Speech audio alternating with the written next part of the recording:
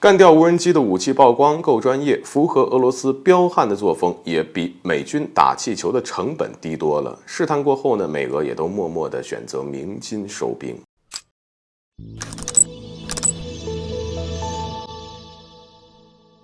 大家好，欢迎来到赵太阳观察室。美军无人机在黑海侦察，俄罗斯战机出动后呢，美军无人机就一头栽进了黑海。那么在这一事件当中，美军无人机到底是怎么坠毁的？俄罗斯战机又做了什么呢？俄罗斯方面表示呢，自己也不知道美军无人机是如何坠毁的，反正人家的飞行员操作规范，没有使用武器。而美国方面呢，则是表示俄罗斯战机拦截动作不安全，撞击了他的无人机的螺旋桨，最终导致美军无人机坠毁在黑海。而在美俄双方互相指责的时候美国媒体也是根据美国方面的说法，用动画展示了美俄在黑海上空交锋的全过程。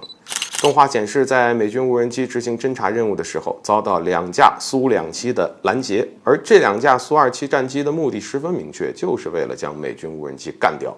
因为这2架战机呢，不仅屡次对着美军无人机倾倒燃油，其中1架苏277呢，更是直接撞击了美军无人机的螺旋桨，给其致命一击。又是倾倒燃油，又是撞击螺旋桨。美国媒体透露干掉美军无人机的武器，虽然这只是美国方面的说法，但真不妨碍我们给俄罗斯的飞行员点个赞，用够专业来形容这番操作。在应对美国军机的时候，俄罗斯战机飞行员确实够狠，毕竟是战斗民族。无论是8轮制海手术刀，还是直接开着核潜艇去撞击美军的核潜艇，都能看得出俄罗斯一直都是敢于亮剑的。而美国方面说的倾倒燃油、撞击螺旋桨的行为，也确实很符合俄罗斯飞行员的彪悍作风。按照美国方面这一说法呢，除了撞击美军无人机螺旋桨危险一点其他真的不算什么。而且倾倒点那些燃油，对俄罗斯来说呢，就不是什么成本。用掉那么点燃油干掉1架美军无人机是一笔划算的买卖。尤其是看到美军出动了 F-22 发射响尾蛇导弹打气球后居然还有1次没有命中，倾倒的燃油可比美军打气球的成本低多了。这么娴熟的操作足以看出，长期与美国和西方军机展开交锋，俄罗斯飞行员很知道怎么对付美国和西方的军机。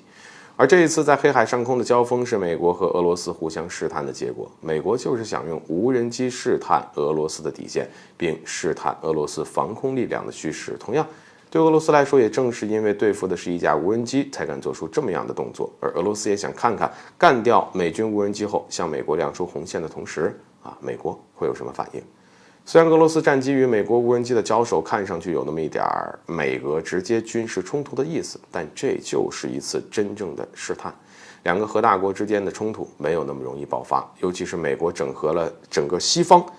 都有点在俄乌局势中拿俄罗斯没办法的情况下，也是在试探过后，美国和俄罗斯都选择了鸣金收兵。美俄防长以及美俄总参长的展开对话要为这一事件画上句号，防止这一事件进一步发酵，可能出现不可测的风险。